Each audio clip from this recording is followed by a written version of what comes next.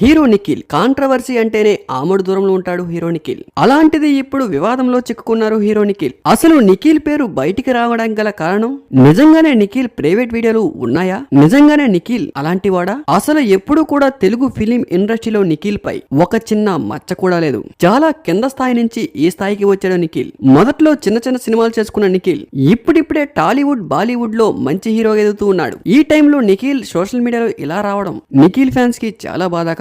ఇక వివరాల్లోకి వెళ్తే, మస్తాన్ సాయి, లావణ్య, రాజ్ తరుణ్ గురించి గత కొన్ని రోజులుగా సోషల్ మీడియాలో ఎప్పటికప్పుడు ఏదో ఒక విషయంలో వైరల్ అవుతూనే ఉన్నారు.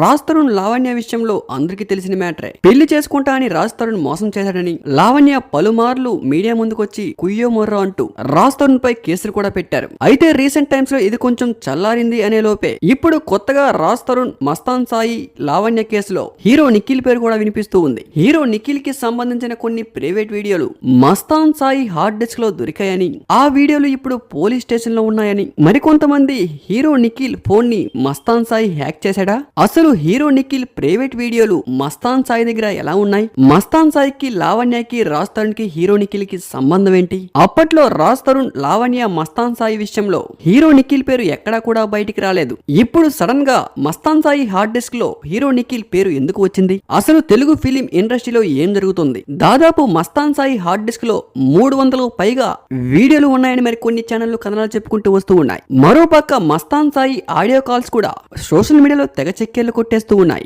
ఇప్పుడు ఈ ఇష్యూ హీరో నిఖిల్ పై ఎంత ఎఫెక్ట్ పడుతుందో అనేది ముందు విచారణలో తేలనుంది. నిజంగానే హీరో నిఖిల్ ప్రైవేట్ వీడియోలు మస్తాన్ సాయి హార్డ్ డిస్క్ లో దొరికితే మరి బయటికి వచ్చి హీరో నిఖిల్ ఎలాంటి సమాధానం చెప్తారనేది అందరూ ఆసక్తికరంగా ఎదురు చూస్తూ ఉన్నారు. ఈ విషయంపై మీ అభిప్రాయాన్ని కామెంట్ రూపంలో తెలపండి. Thank you for watching.